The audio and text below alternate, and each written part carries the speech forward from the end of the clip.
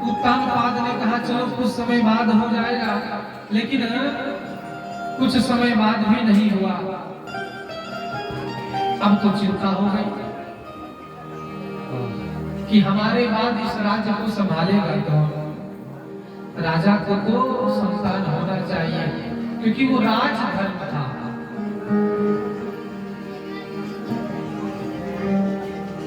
तो उन्होंने चिंता किया और सुनीति से कहा देवी हमें संतान नहीं हो रहा है, कैसे होगा।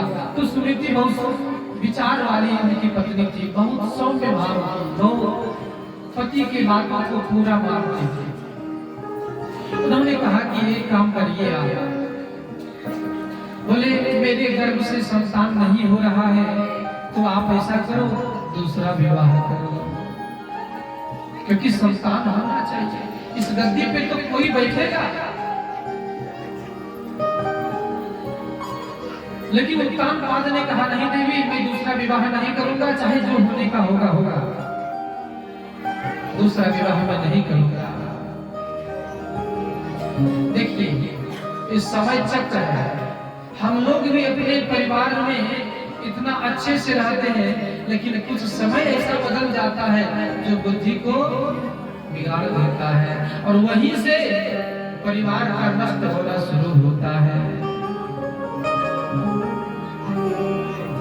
सुनीति ने कहा विवाह कर लीजिए, लेकिन उत्तानपाद ने कहा देवी नहीं करेंगे। कुछ समय व्यतीत हुआ, तब सुनीति ने कहा कि नहीं महाराज आपको विवाह करना ही पड़ेगा, क्योंकि लोग क्या कहेंगे। लोग तो यही कहेंगे ना कि सुनीति ने विवाह करने ही नहीं दिया। अच्छा यही बात है, लोगों को क्या पता कि कितना आपस में प्रेम है इन दोनों का, विवाह करना नहीं चाहते, लेकिन सुनीति ने कहा नहीं आपको विवाह करना पड़ेगा चाहे जो हो जाए। उत्तानपाद ने कहा देवी अगर मैंने विवाह किया तो जो दूसरी आएगी ना तुमसे उसका बैठेगा नहीं, फिर बात बिगड़ जाएगी। सुनीति ने कहा भविष्य में जो होने को होगा होगा, लेकिन फिलहाल इस गद्दी को संभालने वाला होना चाहिए। उत्तानपाद ने कहा देवी समझ लो, क्योंकि विवाह हो जाएगा तब कुछ नहीं हो पाएगा। उनकी पत्नी कहा ठीक है आप विवाह करें, और उत्तानपाद ने दूसरा विवाह कर लिया। भगवान की ऐसी लीला, जो दूसरा विवाह होता है वो सुरुचि नामक स्त्री के साथ होता है। अब ध्यान दीजिएगा, एक पहली पत्नी है जिसका नाम क्या है, अभी हमने आपको कथा सुनाया। पहली पत्नी का नाम सुनीति है ना, और दूसरा जो विवाह हुआ उसका नाम सुरुचि हुआ। अब ये दोनों के नाम का अर्थ देखिए। अच्छा शास्त्र में भी लिखा है यथा नामस तथा गुणः, जैसा नाम वैसा गुण होगा। अब सुनीति का मतलब होता है जिसकी नीति अच्छी हो, जिसके विचार अच्छे हो, जिसके संस्कार अच्छे हो, वो सुनीति है। और रुचि मतलब अपने मन का जो करे, अपने मन का, वो हो गया सुरुचि। आप लोग ध्यान दें, अपने मन का नहीं करना है, आप लोगों को सुनीति बन के रहना है, अच्छी नीति के साथ रहना है। अब सुरुचि का विवाह होता है उत्तानपाद के साथ, राजमहल में आई, और जैसे आई तो क्या देखती है कि यहाँ तो एक रानी पहले से है। लेकिन कहा चलो ठीक है देखेंगे भविष्य जो होगा। समय व्यतीत होते गया तो स्वाभाविक है जो नई पत्नी है उसके साथ लगाव उत्तानपाद का ज्यादा हो गया, और पहली पत्नी से धीरे धीरे कम होने लगा। बोलो भागवत भगवान की यही लीला है भगवान। जो उत्तानपाद सुनीति से इतना प्रेम करता था, आज उसका प्रेम कम होने लगा। अब सुनीति समझ गई कि ऐसी ही भगवान की लीला है, कुछ नहीं कहा, क्योंकि जय विधि राखेरा ताहि विधि रही।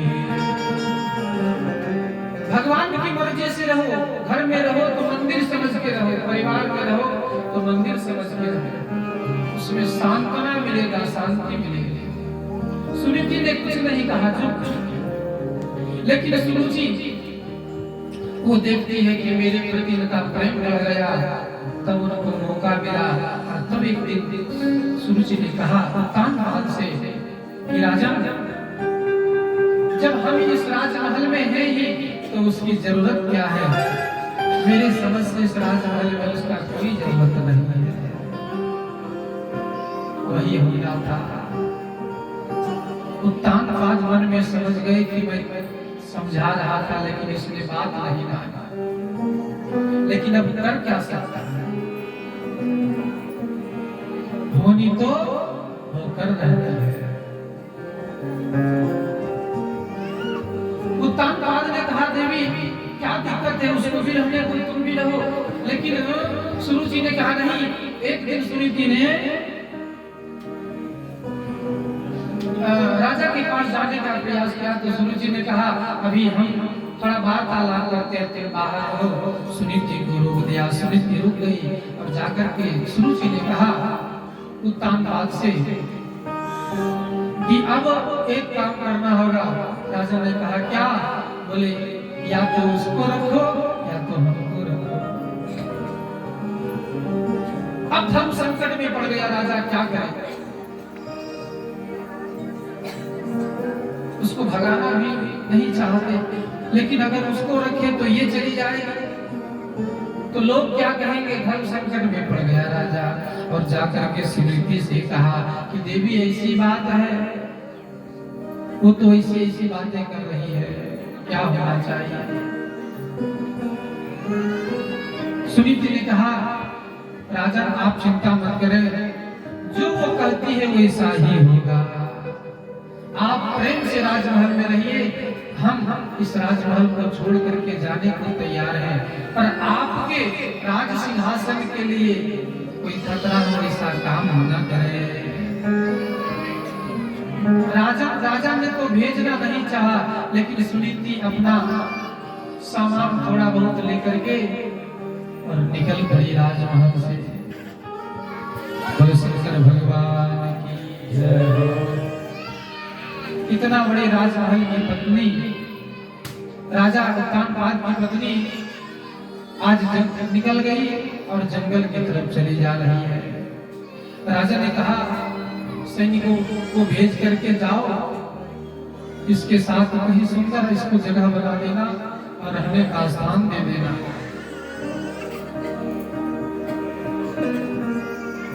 जब जंगल की तरफ चले, सैनिक लेकर के इनको जंगल में जाकर के एक छोटा सा कुटिया बना दिया और बना करके कहा देवी तुम इसमें निवास करो। वहां से चले आए। देखिए घटना हम लोगों के साथ होती रहती है, लेकिन जो भगवान का कैमरा है ना वो 24 घंटा चालू रहता है। बोलो शंकर भगवान की जय हो। यहाँ का लाइन तो कट सकता है, लेकिन वहां का लाइन नहीं कटता है। भगवान सब देख रहे हैं ऊपर से। भगवान ने कहा इसकी तो परीक्षा ले लिया हमने, अब इसको फल भी मिलना चाहिए। और भगवान क्या विधान बनाते हैं। जब जंगल चली गई, कुछ दिन बाद इस सुरुचि का एक संतान होता है राजमहल में। और एक दिन का समय है, वो राजा उत्तानपाद जंगल की तरफ निकल पड़ा शिकार खेलने के लिए। अब उसको क्या पता कि इसी जंगल में इसकी कुटिया बनी हुई है, इसको पता नहीं। जंगल में शिकार खेलते खेलते शाम हो गया। जो राजा शाम होते होते घर आ जाता था, आज शाम तक भी शिकार करता रहा और करते करते अंधेरा होने लगा। सूर्यास्त हो गया। जब अंधेरा हो गया तब राजा को ध्यान आया कि ये तो अंधेरा हो गया, अब हम कहाँ जाएंगे। उसके जो सैनिक लोग थे सब छूट गए, बिछुड़ गए, कोई साथ नहीं आया। राजा उत्तानपाद भटकने लगा, कहीं कोई निवास देखने लगा। कि कोई रहने का स्थान तो हमें मिल जाए।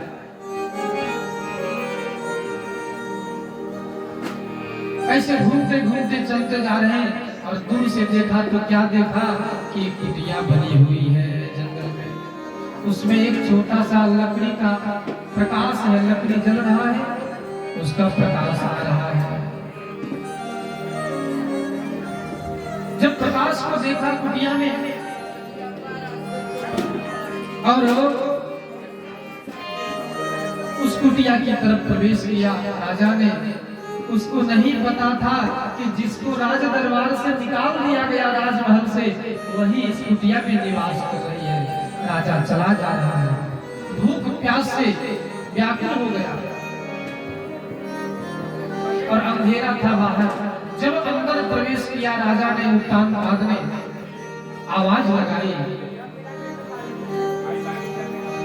आवाज लगाया तो कुछ देर में वहां से उस कुटिया से निकलती है सुनीति।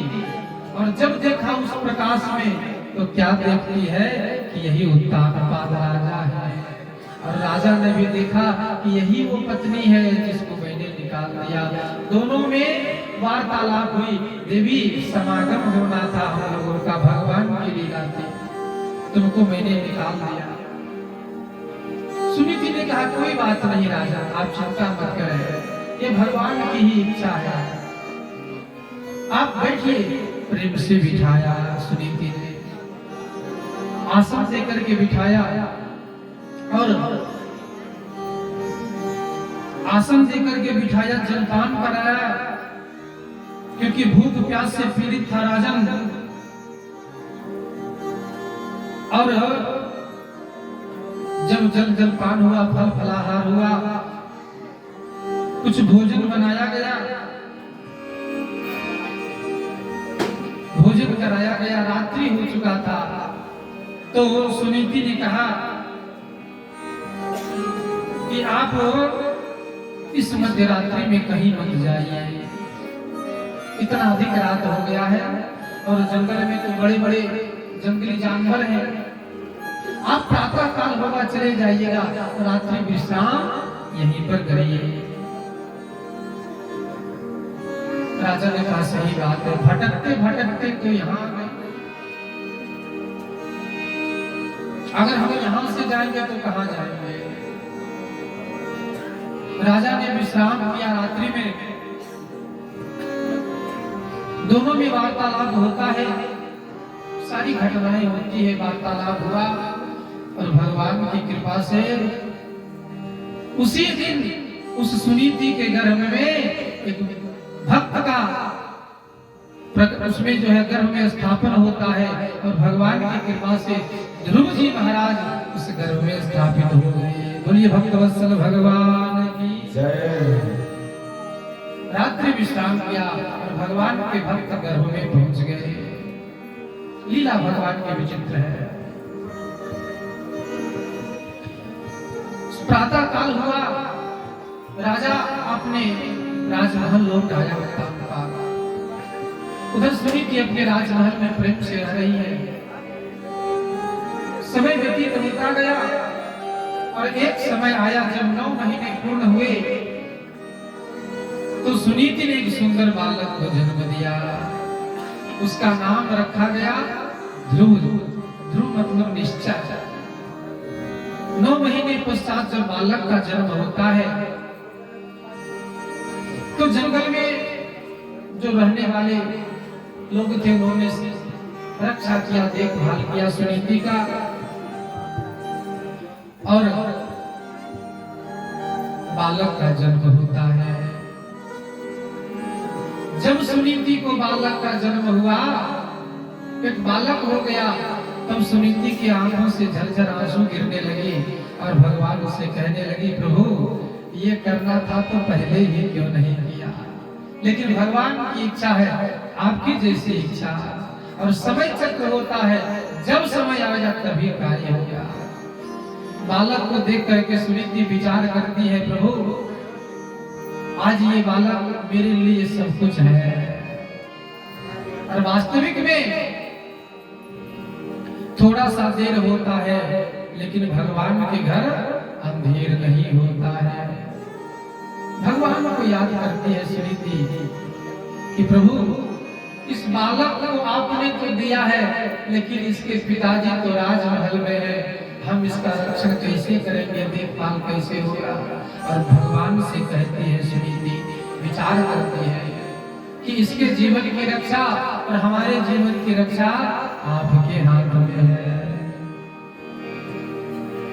और यही बात हम लोगों को भी कहना चाहिए।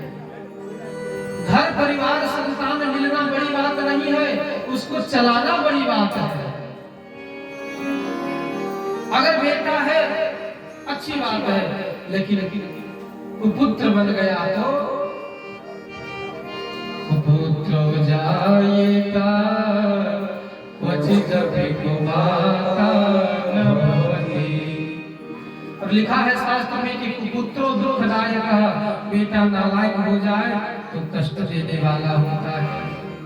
इसलिए हम सबको भी प्रार्थना करना चाहिए। जैसे सुनीति ने भगवान को याद करके कहा,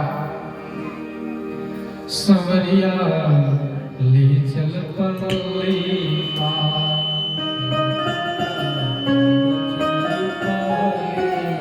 भगवान हमें उद्धार करना होगा, हमारा नहीं हमारे संतान का भी उद्धार करना है। हे प्रभु, हम तो कुछ नहीं जानते, केवल आपको याद किया तो आज हमारा समय अच्छा हो गया। संवरिया ले चल पलई पार, संवरिया ले चल पलई पार, ले चल पलई पार,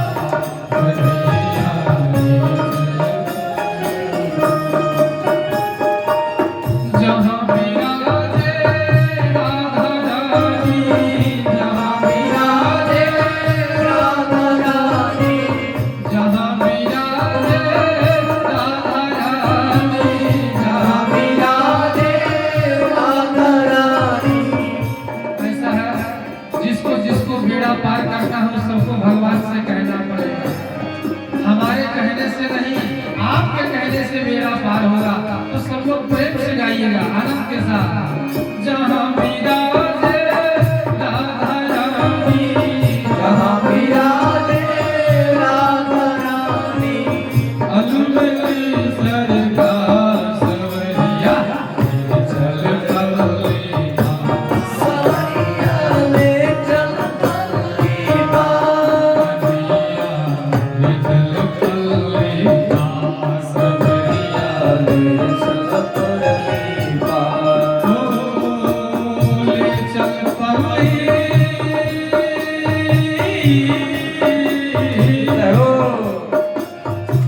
ले चल पलई पार कन्हैया, ले चल पलई पार कन्हैया, ले चल पलई पार कन्हैया, ले चल पलई पार कन्हैया, ले चल पलई पार संवरिया ले चल पलई, ताली बजा के, संवरिया ले चल पलई पार, संवरिया ले चल पलई पार, संवरिया ले चल पलई पार। जय हो।